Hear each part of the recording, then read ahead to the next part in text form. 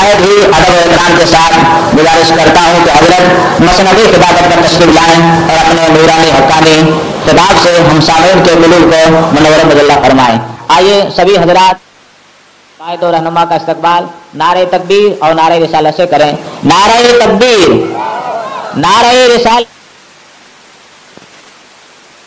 اہل سنت شہزادہ حضور صدر الشریعہ حضور محدث کبیر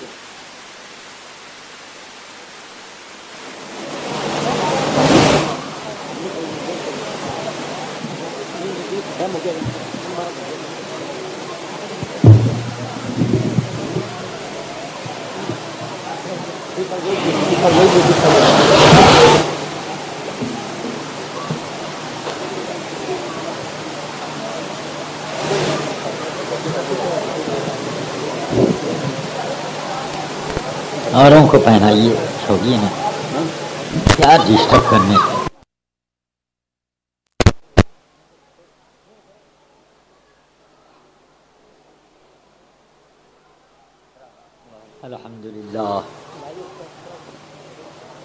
الحمد للہ رب العالمین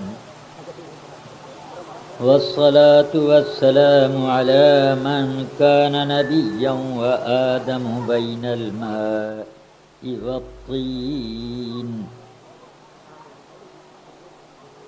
وعلى آله وأصحابه هداة الدين القويم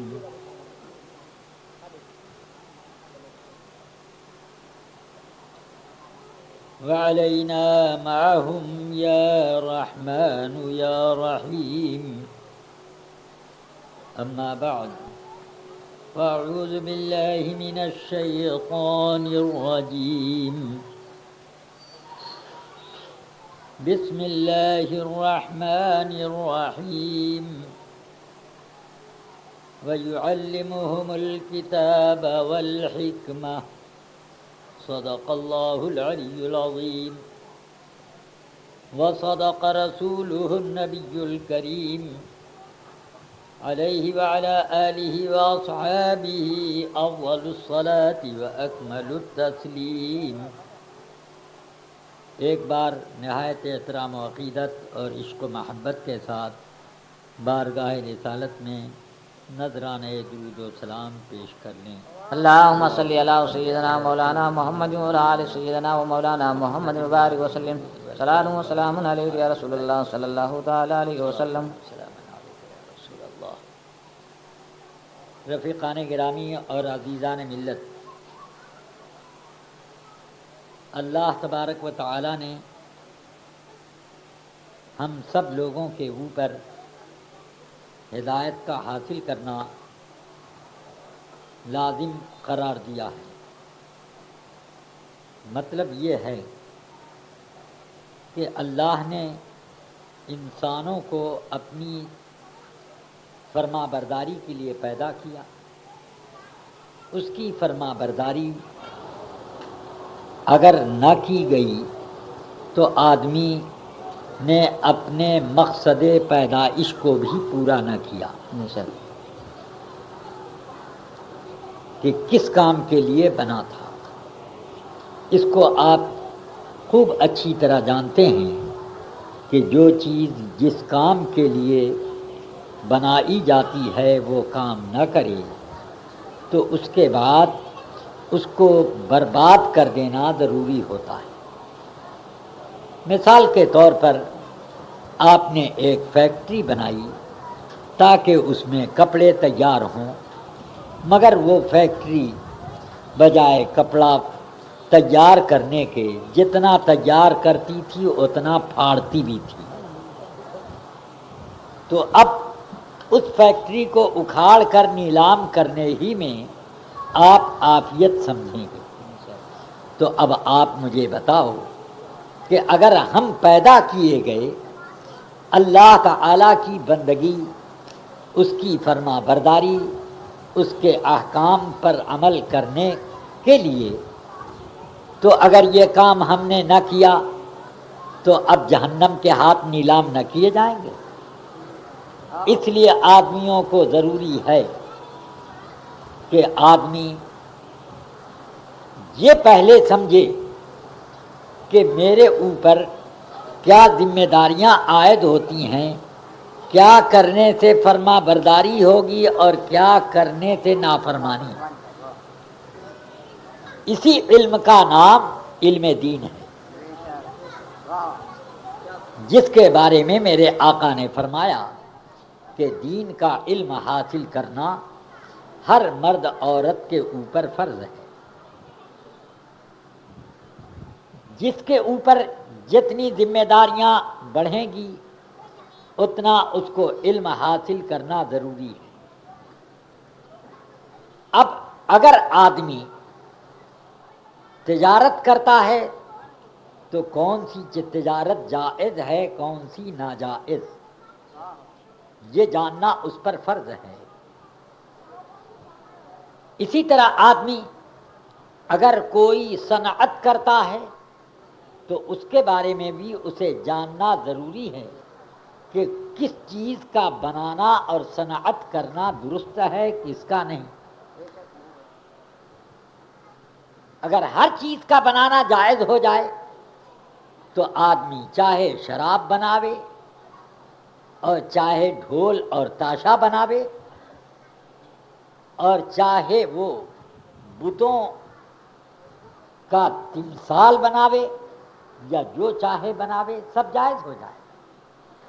اس لیے آدمی کی ذمہ داریاں ہر شعبہ زندگی میں پھیلی ہوئی۔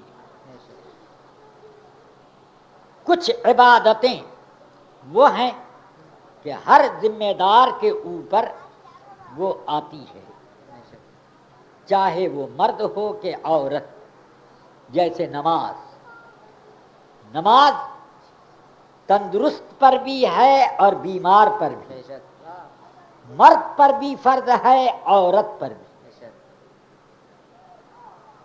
جب تک آدمی کھڑے ہو کر پڑھ سکتا ہے کھڑے ہو کے پڑھے، اور اس پر قدرت نہیں تو بیٹھ کر پڑھے، بیٹھنے کی بھی سکت نہیں تو لیٹ کر پڑھے، مگر پڑھے ضرور۔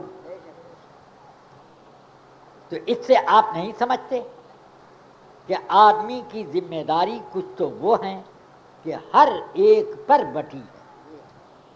اسی طرح روزے کا رکھنا ہر آدمی کے اوپر فرض ہے، چاہے جوان ہو کہ ادھیڑ، بوڑھا ہو مرد ہو یا عورت، ہر بالغ کے اوپر۔ ہاں، ایسے آدمیوں پر جو کہ روزہ رکھنے کی طاقت بالکل نہیں رکھتے اور اب آگے امید بھی نہیں ہے کہ ان کو روزہ رکھنے کی طاقت واپس مل پائے گی، جیسے کہ شیخ فانی، یعنی وہ بوڑھا جو قبر میں پاؤں لٹکائے۔ اب ایسے بوڑھے پر روزہ فرض ہے مگر روزہ نہیں رکھ سکتا، تو اللہ نے اس کے لیے یہ رکھا کہ ہر روزے کے بدلے میں ایک فدیہ دے۔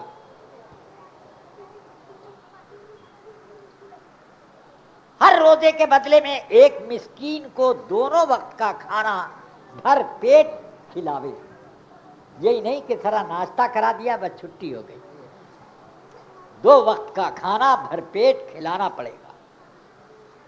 تو اب اس سے آپ اندازہ کرو کہ روزے کی فرضیت اس بوڑھے سے بھی نہیں اتری جو جس کے 2 پاؤں قبر میں ہیں اور اوپر کا دھڑ باہر ہے۔ ہاں، تھوڑی سی چھوٹ مل گئی کہ روزہ نہیں رکھ پاتے تو اس کے بدلے میں یہ کر دو، مگر روزہ پہلے فرض۔ اس لیے اب یہ چیز تو سب پر عام طور سے فرض، مگر زکوٰۃ سب پر فرض نہیں ہے۔ جس کے پاس مال ہے اس پر زکوٰۃ فرض، اور جو غریب ہے اس کے اوپر فرض نہیں ہے، اس کو دینا فرض ہے۔ محتاج پر زکوٰۃ فرض نہیں ہے بلکہ فرض یہ ہے کہ اس پر خرچ کی جائے۔ اسی طرح اللہ تعالیٰ نے ذمہ داریاں بانٹی، تو جو آدمی مالدار ہے اب اس کو زکوٰۃ کے مسائل کا جاننا ضروری ہے. جو آدمی تجارت کرتا ہے تجارت کے مسائل جاننا ضروری، جو کھیتی کرتا ہے کھیتی کے مسئلے جاننا ضروری، جو کام کرتا ہے وہ کام اس کی پوری معلومات رکھنی اس پر فرض ہے. مگر آج مسلمانوں کا حال اتنا برا ہے کہ لوگ یہ سمجھتے ہیں کہ دین کا علم حاصل کرنے میں ہماری پوزیشن گھٹ جائے گی، اور اگر ایم اے بی اے ہو گئے تو بہت بڑا کام کیا اور دنیا کا علم حاصل کر کے دنیا دار تو بنے مگر اللہ کا قرب نہیں پا سکے. اس لیے ضروری ہے کہ آدمی اگر وہ سب پڑھتا ہے تو پڑھے مگر دین کو بھی سیکھے، دین کا جاننا بھی اس پر ضروری ہے. کیا صحابہ کرام رضوان اللہ تعالی علیہم اجمعین کاروبار نہیں کرتے تھے؟ اتنے بڑے بڑے کاروباری تھے کہ عثمان غنی کا نام 1500 سال سے زندہ ہے اور صبح قیامت تک زندہ رہے گا. عبد الرحمن ابن عوف اتنے بڑے تاجر تھے جن کی تجارت کئی ملکوں میں چلتی. زبیر ابن عوام اتنے بڑے بزنس مین تھے کہ ان کے پاس دولتوں کا حساب نہ تھا. سبحان اللہ. مگر یہ سب لوگ دین کے مسائل جانتے تھے، سیکھے ہوئے، اور ایسا سیکھا تھا کہ آج ان لوگوں کا عمل ہم سب لوگوں کے لیے فتوے کی کتاب ہے. سبحان اللہ سبحان اللہ. بے شک ایسے علم والے تھے. بے شک. سبحان اللہ.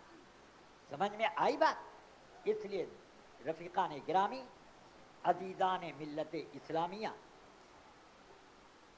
جب سے مزاج قوم مسلم کا دنیا داری کی طرف مائل ہوا اور انہوں نے سوچا کہ دنیاوی علوم میں ہماری بڑائی ہے، اس وقت سے ذلت و رسوائی کے سوا ملا کیا؟ کیا ملا؟ جس کو دیکھو وہ دبائے ہوئے. نہ صرف ہندوستان میں، چین میں دیکھو، روس میں دیکھو، جاپان میں دیکھو، آپ امریکہ میں دیکھو، یورپ میں دیکھو، ہر جگہ مسلمانوں کو شک کی نگاہ سے بھی دیکھا جاتا ہے، مسلمانوں پر سختیاں بھی کی جاتی ہیں، اور کوئی مسلمان آہ نہیں کر سکتا. ساری دنیا میں 50 ملک سے زیادہ ان لوگوں کے ملک ہیں جو اپنے کو مسلمان کہتے ہیں، مگر ایک ملک کے اندر بھی اتنی ہمت نہیں ہے کہ امریکہ سے کہے کہ ظلم بند کر. پبلک ہر ملک میں چلاتی ہے کہ امریکہ ظالم ہے، دہشت گرد ہے، مگر پبلک کے چلانے سے کیا ہوا؟ یہ سب لوگ تو ہاتھ جوڑ کے کھڑے. کیا بات؟ وہ افغانستان کہ ہندوستان پر برٹش کی پوری حکومت، اور یہ ہندوستان نہیں بلکہ غیر منقسم ہندوستان جس میں بنگلہ دیش اور پاکستان اور یہ ہندوستان سب داخل، اس پر برٹش کی حکومت تھی. مگر اس برٹش کی اتنی ہمت نہ تھی کہ افغانستان پر حملہ کر سکے.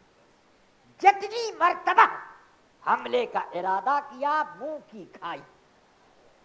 مگر اب کیا ہو گیا؟ اب کیا ہو گیا؟ وجہ یہ ہو گئی کہ وہاں دنیا داری پلنے لگی اور وہاں لوگوں نے دین کو اور دین کے علم کو بالکل بے سہارا چھوڑ دیا، تو اللہ نے اس قوم کو بھی بے سہارا بنا دیا. اس لیے اب بھی زندگی کا سبق سیکھنا ہم سب پر فرض ہے. اور آپ یاد رکھیں کہ کوئی بزنس مین کتنی ہی بڑی بزنس چلائے اپنی تقدیر نہیں بدل سکتا. جو مقدر میں ہے اتنے ہی ملے گا. چاہے ٹاٹا برلا کے برابر وہ بزنس میں پونجی لگا دے، اگر تقدیر میں اس کے 0/0 لکھا ہے تو وہی ملے گا. اور ایک مونگ پھلی بیچنے والا مونگ پھلی بیچے اور مقدر جاگا ہوا ہے اور اس کی قسمت میں بہت لمبی روزی لکھی ہے، تو اللہ اسی میں اتنا دیتا ہے کہ بلڈنگیں بنواتا ہے، لوگوں پر خیرات بھی بانٹتا ہے. تو یہ یاد رکھنا چاہیے کہ شیخ سعدی فرماتے ہیں کہ اگر روزی بدانش بر فزودے زناداں تنگ تر روزی نبودے، کہ اگر علم اور عقل مندی سے روزی بڑھتی تو بے وقوف سے زیادہ تنگ روزی والا کوئی بھی نہ ہوتا. اب تو کچھ مارواڑی لکھے پڑھے نظر آتے ہیں، ایک وقت وہ بھی تھا کہ وہ انگوٹھا چھاپ ہوتے مگر ان کے کروڑوں میں کاروبار پھیلے ہوئے، بڑی بڑی ڈگری رکھنے والے ان کے یہاں ڈیوٹی کا چٹ کھاتے اور اب بھی چٹ کھا رہے ہیں. ان کے مقدر میں اللہ نے اگر روزی لکھ دی تو مل رہی ہے، اور انہی میں وہ بھی ہیں کہ وہ کچھ نہیں کر پاتے، ہائے ہائے کے علاوہ کوئی ان کے پاس بات نہیں. تو مقدر کی بات ہے. اس لیے رفیقان ملت، عزیزان گرامی، یاد رکھو کہ روزی کے لیے جد و جہد کرنا ضروری ہے، مگر یہ سمجھ لینا کہ جتنی جد و جہد کروں گا اتنی حاصل کر کے رہوں گا، یہ پاگل پن ہے. یہ سوچے کہ حکم ہمارے اوپر ہے محنت کرنے کا، اور کرم ہے رب العالمین کا، جتنا دے دے، نہ دے تو بھی وہ کریم ہے، اور دے دے تو بہت ہی کریم الاکرم الاکرمین ہے. سبحان اللہ. اس لیے کوئی اس میں شکوے اور شکایت کی گنجائش نہیں.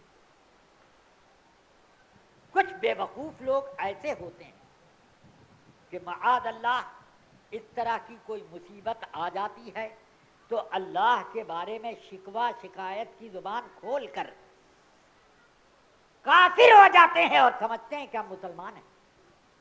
وہ کہتے ہیں کیا ہوا، یہ بھی کوئی بات ہے کہ فلانے مرواڑی نے کاروبار شروع کیا اور وہی کاروبار میں نے، اس کا چل پڑا، میرا گھس گیا. اللہ کے یہاں یہی انصاف ہے؟ معاذ اللہ، بے شک اللہ کا یہ انصاف ہے، کیونکہ قرآن نے فرمایا لولا ان يكون الناس امة واحدة لجعلنا لمن يكفر بالرحمن لبيوتهم سقفا من فضة ومعارج عليها يظهرون وزخرفا.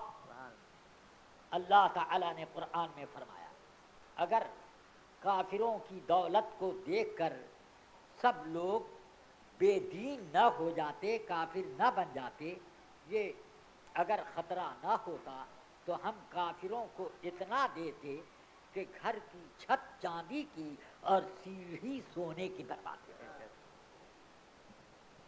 قرآن میں اللہ نے فرمایا. کیوں؟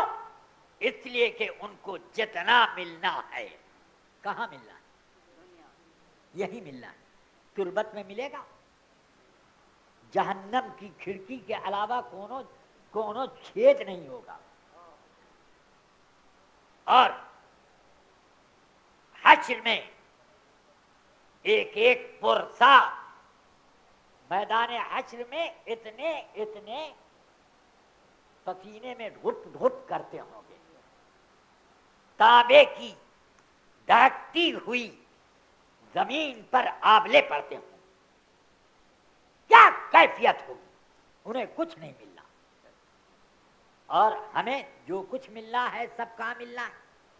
آخرت میں ملنا. اللہ نے فرمایا تمہارے لیے ہم نے بڑی تیاریاں کر دی.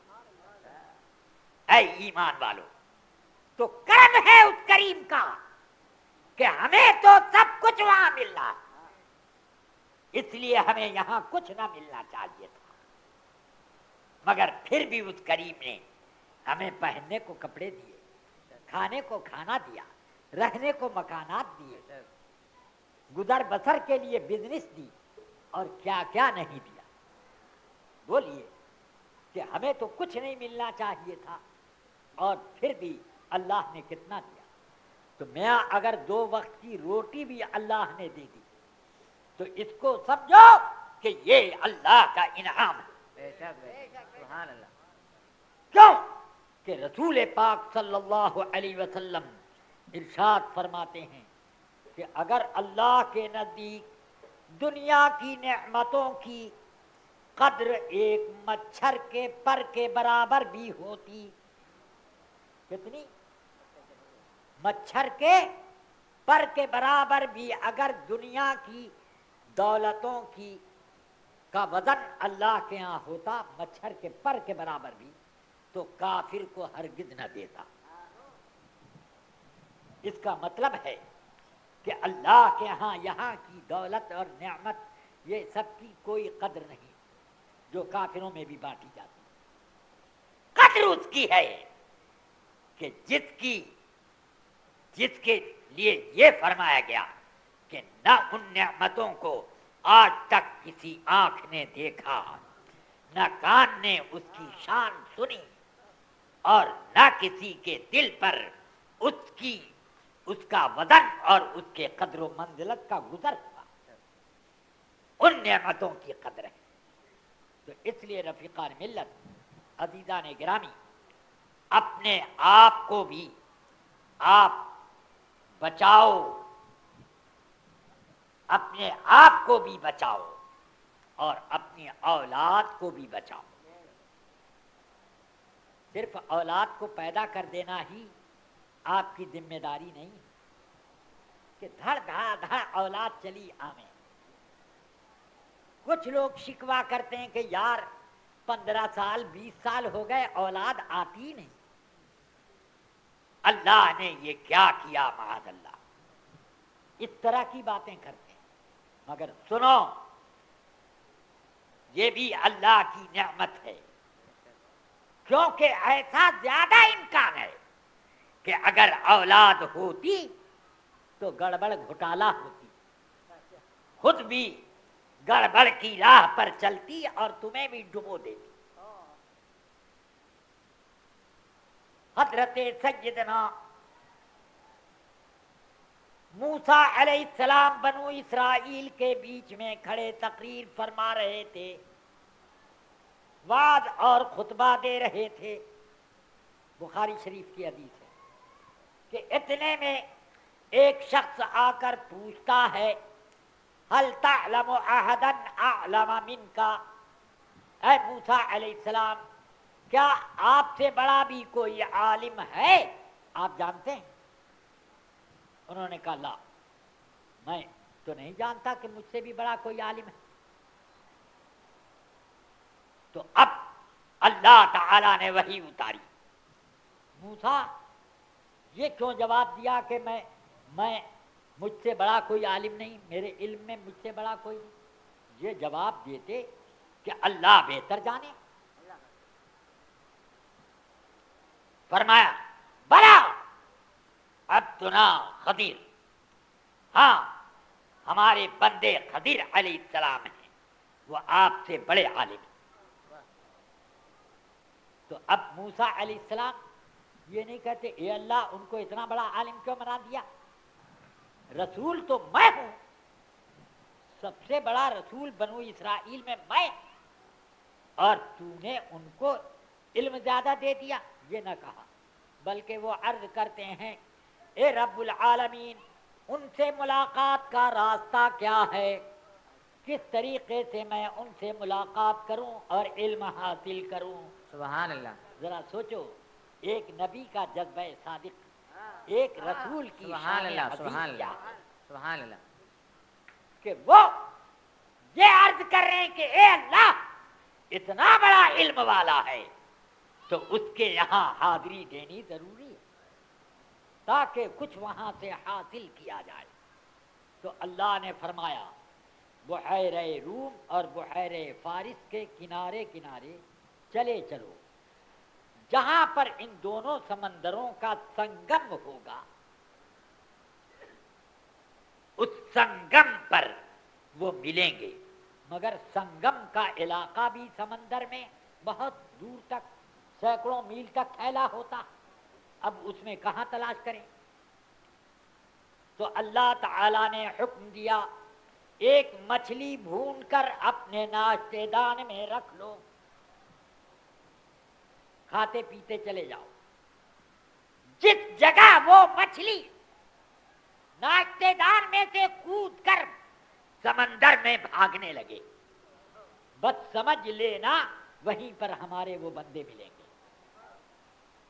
اب یہ بھی اللہ کی شان دیکھیے کہ بھنی پکی مچھلی وہ بھی ناشتے دان میں مقید، کھاتے پیتے چلے جا رہے ہیں۔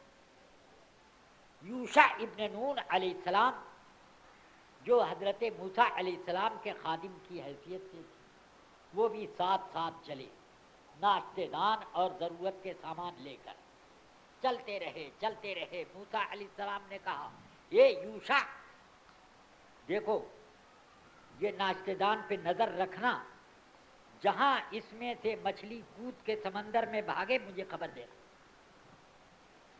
چلتے چلتے چلتے اب ایک جگہ نیند آنے لگی تو موسیٰ علیہ السلام نے کہا بیٹھو یہاں منزل کر لیں، کچھ نیند بنا لیں۔ ایک پتھر پر ٹیک لگا کر آپ لیٹے اور نیند آ گئی۔ یوشع ابن نون نگرانی کر رہے ہیں توشے دان کی،